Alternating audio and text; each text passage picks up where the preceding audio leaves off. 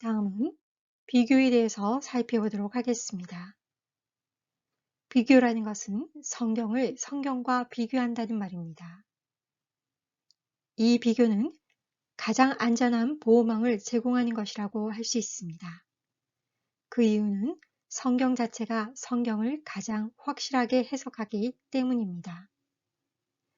도널드 그레이 번하우스 박사는 성경 속에 있는 어떤 것이라도 그것을 이해하기 위해 성경 밖으로 나가야 할 필요는 없다라고 했는데요.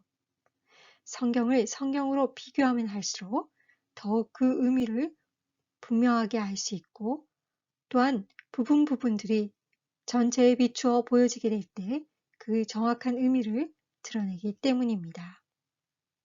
비록 약 40여 명의 저자들이 성경을 쓰긴 했지만 성경의 전 66권은 가장 중요한 한 저자, 즉 성령님에 의해 쓰여졌습니다. 그분이 전체의 메시지를 총괄하시고 있다는 사실을 우리는 염두에 두어야 합니다. 성령님에 의해서 쓰여진 성경은 일관성을 지니고 있고 완전한 일체를 이루고 있기 때문입니다. 비교를 하기 위해서는 성구사전이 절대적으로 필요하다고 할 수 있는데요. 성구사전은 성경의 각 권에 나타나는 용어와 개념들을 추적할 수 있게 도와주는 도구입니다. 성구사전을 사용함으로써 본문상에 서로 떨어져 있는 것들을 하나로 종합할 수 있고 또한 서로의 관계를 드러내게 함으로써 선명한 의미를 알 수 있게 되기 때문입니다. 그러므로 우리는 성경을 공부할 때마다 이 비교의 열쇠를 꼭 끄집어내서 한 부분이라도 이가 빠진 것이 없는 전체적인 성경의 이해를 위해서 성경에서 발견되어지는 것들을 잘 종합할 수 있어야 합니다. 다음은 문화에 대해서 살펴보도록 하겠습니다. 우리는 본문의 의미를 올바로 이해하기 위해서 올바른 정면과 또는 올바른 배경 위에 본문을 놓고 보아야 합니다. 바로 성경의 본문과 관련해서 맥락의 중요성에 주의를 기울여야 합니다. 그 본문을 쓰게 된 동기, 배경적 상황들이 본문에 끼친 영향들, 그리고 그 메시지의 결과로 무슨 일이 발생하게 되었는가에 관심을 기울여야 합니다. 룻기를 한번 볼까요? 구약의 룻기는 아름다운 사랑과 격려의 이야기라고 할 수 있습니다. 룻기는 바로 다윗 왕의 증조할머니 룻의 이야기입니다. 이 사건은 이스라엘의 가장 어두운 영적 암흑기에 일어났습니다. 룻기 1장 1절을 한번 볼까요? 사사시대에 그 땅에 기근이 든 일이 있었다. 그때에 유다 베들레헴 태생의 한 남자가 모압 지방으로 가서 임시로 살려고 아내와 두 아들을 데리고 길을 떠났다라고 기록되어 있는데요. 바로 이렇게 제시되어 있는 배경에는 룻기의 나머지 모든 부분을 이해하는 데 중요한 몇 가지 요소가 존재한다고 할 수 있습니다. 바로 사사시대, 바로 이 사사들이 치리하던 이 시간적 배경은 룻기의 이야기를 사사기의 배경과 연결짓고 있습니다. 사사기 21장 25절은 이렇게 끝마치고 있는데요. 그때는 이스라엘에 왕이 없었으므로 사람들은 저마다 자기의 뜻에 맞는 대로 하였다라고 기록하고 있습니다. 바로 이것은 사사들의 시대가 아주 좋지 않은 시기였음을 보여준다고 할 수 있습니다. 혼돈과 무질서가 온 땅을 뒤덮었고 어떤 무법과 하나님에 대한 거역 그리고 이방 민족들에 의한 습격과 약탈들이 성행했던 시기였습니다. 자, 이렇게 이러한 배경은 룻과 나오미가 홀로 여행한다는 것이 얼마나 위험한 것이고 또한 이방인인 룻이 남자들이 가득 차 있는 밭에 홀로 나가서 일한다는 것이 얼마나 위험한지를 잘 보여주고 있다라고 할 수 있습니다. 또한 이러한 배경은 룻이 보아스처럼 경건하고 정직한 사람을 만난다는 것이 얼마나 복된 일인지를 잘 보여준다고 할 수 있습니다. 장소 또한 중요한데요. 어떤 특별한 장소의 배경은 이야기 속에서 여러 번 바뀌기 때문입니다. 자, 룻기에서는 베들레헴에서 온 한 남자가 가나안을 떠나 모압으로 갔다라고 기록되어 있습니다. 구약에서 가나안 땅을 떠난다는 것은 일반적으로 하나님에 대한 신뢰가 결여된 것을 나타냅니다. 그러므로 그 다음 몇 구절을 보면 이 가정에 엄청난 재앙이 일어남을 볼 수 있습니다. 또한 이 재앙이 임한 것은 이들이 가나안 땅을 떠났기 때문이다 라는 것을 우리는 나오미와 룻이 가나안 땅으로 돌아옴으로써 복을 받게 된 것, 그들의 기환으로 인해서 그들의 가정이 회복되는 것을 볼 수 있습니다. 자, 이렇게 우리가 룻기에 대한 이러한 문화적 배경을 잘 이해하고 또한 역사적 배경을 잘 이해하고 룻기를 공부한다면 룻기는 우리에게 내용 면에서나 도덕적인 면에서 높은 수준의 문학 작품인 것을 우리에게 보여준다고 할 수 있습니다. 이 그림은 레오나르도 다빈치가 1491년부터 7년간 이탈리아 밀라노의 델레그라치에 성당에 그린 벽화 최후의 만찬입니다. 르네상스 전성기의 가장 뛰어난 성과로 꼽히는 작품으로 예수 그리스도가 십자가에서 처형되기 전날 12제자와 함께 만찬을 나누는 장면을 표현한 작품입니다. 그러나 이 작품은 성경 해석의 잘못된 해석을 보여주는 대표적인 예라고 할 수 있습니다. 바로 15세기식 해석에 근거한 왜곡된 배경을 보여주고 있기 때문입니다. 요한복음 13장 24절은 이렇게 기록하고 있습니다. 시몬 베드로가 머리짓을 하여 말하되 말씀하신 자가 누구인지 말하라 한데 라고 기록되어 있는데요. 다른 제자들은 베드로의 말을 들을 수 없었습니다. 왜냐하면 베드로는 몸을 뒤로 젖히고 요한은 몸을 앞으로 숙여서 서로 속삭였기 때문입니다. 바로 이 시대의 풍습은 테이블 주위에 앉는 것이 아니고 바닥에 기대어 눕는 것이었습니다. 그들은 긴 의자같이 생긴 것에 기대어 비스듬히 반쯤 누워 앉았고 한쪽 팔꿈치로 받치고 또 다른 자유로운 팔은 음식을 먹는 데 사용할 수 있었기 때문입니다. 또한 이 그림은 마치 사진을 찍는 듯한 구도와 배열을 보여주고 있습니다. 그리고 이 그림 뒷면벽에는 레오나르도 시대를 보여주는 15세기풍의 조각품이 그려져 있습니다. 그리고 그림 속의 현재 시간은 밖이 환한 낮으로 되어 있습니다. 그러나 우리가 최후의 만찬은 저녁 시간, 곧 밤이 되는 시간에 베풀어졌음을 우리는 말씀을 통해서 알 수 있습니다.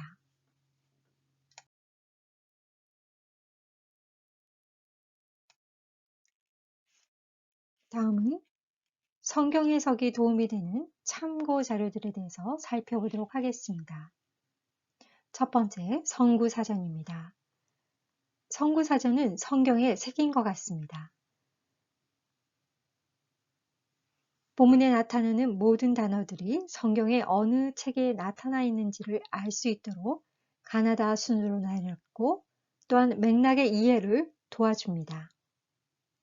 성구사전은 성경 독자들과 우리들 사이에 가로막혀 있는 언어와 문화적 장벽을 제거하는 데 유익하다고 할 수 있습니다. 성구사전을 유익하게 사용할 수 있는 방법은 단어를 연구할 때 혹은 특별한 말씀이 잘 생각나지 않을 때 그 책과 장, 절을 찾을 수 있습니다. 이때 우리는 전체의 내용을 수록한 성구사전이 유익한데요. 바로 각각의 단어가 사용된 각각의 경우를 하나도 빼놓지 않고 수록한 성구사전을 말합니다. 바로 성경에 사용된 단어들을 찾아줌으로써 단어 연구에 결정적인 도움을 준다고 할 수 있습니다. 단어는 말을 만들어 나가는 건축의 벽돌과 같습니다. 어떤 문학이든 그것을 이해하기 위해서는 저자를 이해해야 하고 또한 그 저자가 사용한 단어들의 의미를 제대로 해석할 수 있어야 합니다. 성구사전이나 성경사전은 이러한 작업에 아주 요긴한 도구들이라고 할 수 있습니다. 골든피 박사는 단어 연구의 목표는 바로 저자가 특정한 한 단어를 어떤 문맥에서 사용할 때 그가 전달하려고 의도한 바를 가능한 한 정확하게 이해하려는 노력이다라고 이야기했습니다. 그러므로 성구사전은 성경부의 가장 기본적이고 중요한 도구라고 할 수 있습니다. 대표적인 성구사전으로는 스트롱 원어코드 성구사전, 아가페 성구대사전, 기독교 문화협회의 성구사전 등을 들 수 있습니다.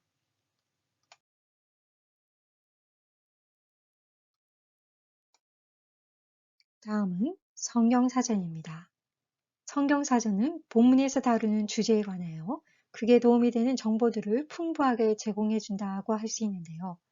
바로 성경의 독자들과 우리 사이의 언어의 장벽을 제거하는 데 도움이 됩니다.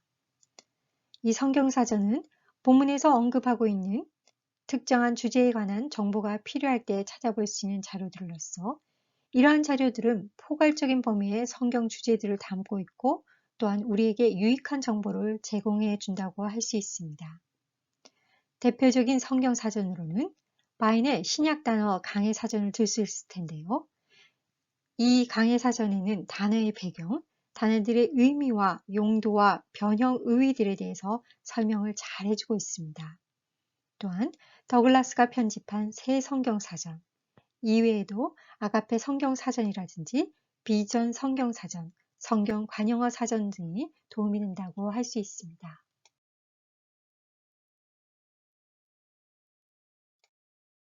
성경 사전과 병행해서 참조할 자료는 바로 성경 핸드북입니다. 일종의 단권 성경 백과사전이라고 할 수 있는데요. 보통 성경과 성경 세계에 관한 일반적인 글들, 예를 들면 성경의 성격이라든지 성경 시대의 삶에 대한 정보를 제공해 준다고 할 수 있습니다. 바로 성경 독자들과 우리 사이에 놓여 있는 문화적 장벽을 제거하는 데 유익하다고 할 수 있습니다.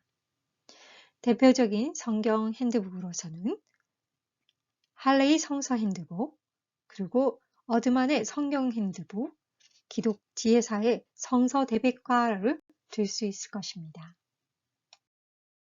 다음은 성경 지도입니다.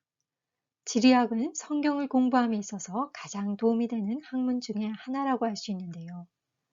바로 본문에서 언급되고 있는 사람들, 장소들, 그리고 사건들에 대해서 더 많은 것을 배우기를 원한다면 우리는 성경 지도가 큰 도움이 됨을 알 수 있습니다. 해당 지역의 지도, 그리고 중요한 지점들에 대한 그림들, 정치적, 그리고 종교적 지도자들에 대한 유용한 표들, 다양한 시대의 성경 역사에 대한 설명 등에 대해서 우리는 성경 지도를 통해서 유익한 정보를 얻을 수 있습니다. 바로 이 성경 지도를 통해서 우리는 성경 독자들과 우리 사이에 놓여 있는 지리적 장벽을 제거하는 데 도움을 얻을 수 있습니다. 대표적인 성경 지도책으로서는 성서지리부도, 존 도반의 그림 성서지도, 맥밀란 성서지도 등이 도움이 된다고 할 수 있습니다.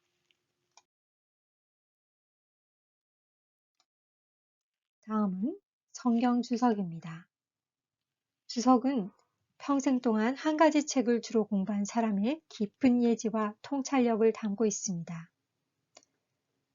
주석이 비록 우리 성경의 공부를 대신해 주지는 못하지만 훌륭한 교사가 될 수 있습니다. 바로 좋은 주석들은 우리가 본문 안에 있는 배경적 사실들을 이해하는 데 큰 도움을 줄 수 있기 때문입니다. 그러므로 우리는 주석을 통해서 성경 독자들과 우리 사이에 놓여 있는 언어, 문화적 장벽들을 제거할 수 있습니다. 우리가 주석서들을 올바르게 사용하기 위해서는 몇 가지 주의사항이 필요하다고 할 수 있는데요.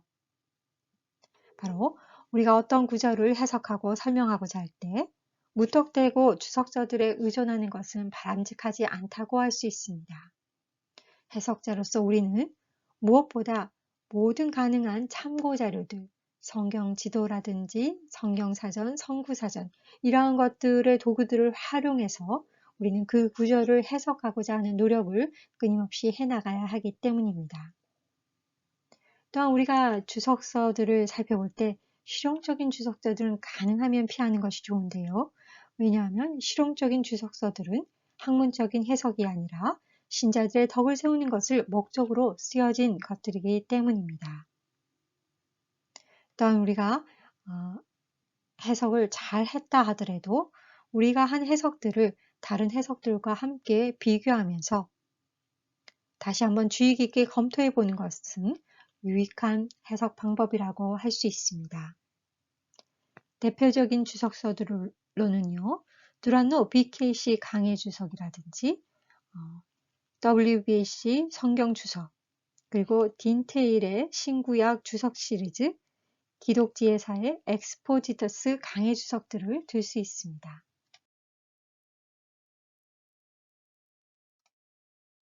그 외에 유용한 참고 자료들로서는 구약과 신약의 개론서들과 개관들을 들 수 있습니다. 통상적으로 이런 유형의 책들은 성경 핸드북보다 훨씬 자세한 부분들을 다루고 있습니다. 이 자료들은 성경의 각 권에 대한 내용들에 대한 궤관뿐만 아니라 각 권에 대한 상세한 배경 정보들을 제공하고 있는데요. 저작권, 저작 시기, 수신자들, 정황, 목적 등을 다루고 있습니다. 개론서는 배경적 이슈들에 대한 좀 더 전문적이고 기술적인 논쟁들을 제공하고 또한 각 권의 실제적인 내용에 대해서는 그리 많은 지면을 할애하지 않는다고 볼 수도 있는데요. 개관사들은 배경적 이슈들을 가볍게 언급하고 있는 대신에 내용에 더 큰 초점을 맞추고 있기 때문입니다. 이러한 개론서들은 성경 독자들과 우리 사이에 있는 언어, 문학적 장벽들을 제거하는 데 유익한 도구입니다. 대표적인 추천 도서로서는 제임스 쿠걸의 구약 성경 개론, 게르하르트 폰 라트의 구약 성서신학, 그 다음에 칼슨과 모의 신학 개론들을 들 수 있습니다. 또한 배경 주석들은 유익합니다. 배경 주석들은 본문의 의미를 파악하는 필수적인 역사적, 문화적 배경에 대해서 초점을 맞추고 있습니다. 또한 이 배경 주석이 유용한 이유는 이 주석들이 모든 절을 다 주석해서 편리한 형태로 배열되어 있고 또한 풍부한 정보들을 제공하고 있기 때문입니다. 배경 주석들은 성경 독자들과 우리 사이에 놓여있는 역사적, 문화적 장벽들을 제공하는 데 유익한 도구입니다. 대표적인 추천 도서로서는 RBP 성경 배경 주석을 들 수 있습니다. 또한 구약과 신약 역사 연구서들도 중요한 참고 자료입니다. 바로 역사 연구서들이 가장 유용한 경우는요, 본문 내에 있는 특정한 주제들에 대한 상세한 배경 정보를 원할 때일 것입니다. 그러므로 이러한 구약과 신약의 역사 연구서들은 역사적 장벽을 제거하는 데 도움을 준다고 할 수 있습니다. 대표적인 추천 도서로서는요, 김창선의 쿰란 문서와 유대교라든지 존 컬린스의 사회사본과 쿰란 공동체를 들 수 있습니다. 다음은 원어 번역 성경이 유익하다고 할 수 있습니다. 헬라어나 히브리어 본문줄 사이사이에 번역문을 끼워 넣은 성경입니다. 바로 이 번역 성경은 우리와 성경 독자들 간에 놓여있는 언어의 장벽을 제거하는 데 유익합니다. 대표적인 추천 도서로서는 성경 헬라어, 성경 히브리어, 레리 미첼의 성경 히브리어 아랍어 단어지, 그리고 로버트 치좀의 구약 원어 성경 주석에서 강해까지를 대표적인 추천 도서로 들 수 있습니다. 또한 고대의 삶과 문화에 관한 특별한 연구서들은 중요한 참고 자료라고 할 수 있습니다.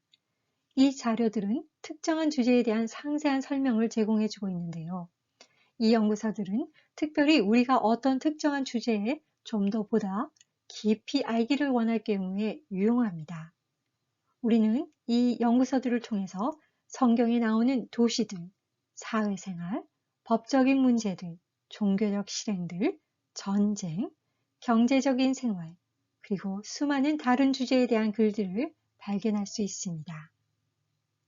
또한 이러한 연구서들은 우리와 성경 독자들 간에 놓여있는 역사적, 문화적 장벽을 제거하는 데 유익한 도구입니다. 대표적인 추천 도서로서는 Biblical Archaeology Review라든지 The Timetables of History라든지 또한 에버트 베리지는 신약시대의 사회와 문화 등을 들 수 있습니다. 또한 컴퓨터, 소프트웨어와 인터넷을 우리가 유용한 또 참고 자료로 사용할 수 있는데요. 그렇지만 인터넷 자료들에 관해서는 우리가 훨씬 더 조심하고 유의할 필요가 있습니다. 인터넷 자료들은 빠르게 변하는 환경의 산물로서 인터넷이 분명 편리하긴 하지만 우리가 믿을 만한 정보를 얻고 있는지의 여부를 항상 알 수 있는 것은 아니기 때문입니다. 그러므로 여러분들이 이 인터넷 자료에 대해서 쓰실 경우에는 항상 정평에 있는 저자나 학자들이 쓴 글들만을 주로 참고할 것을 추천합니다. 그리고 이러한 자료들은 언어, 문화, 문학적 장벽을 제거하는 데 도움이 된다고 할 수 있습니다. 대표적인 도구로서는 로고스 성경 소프트웨어를 들 수 있습니다. 그 외의 참고 자료들로서는 성서 고고학 개론, 또한 비교 역사에 도움이 되는 쪽으로서는 역사의 시간표를 들 수 있습니다. 그 다음에 로마서와 그리스대에 대한 연구, 메시아 예수의 생애와 시대라는 이러한 자료들은요, 여러분들이 성경 해석을 하는 데 있어서 유익한 도구라고 생각합니다. 이번 주 교과서 읽기와 강의 과제 확인하시고 캠퍼스에 올려주시기 바랍니다. 주님 안에서 복된 한 주 되시길 바랍니다. 감사합니다.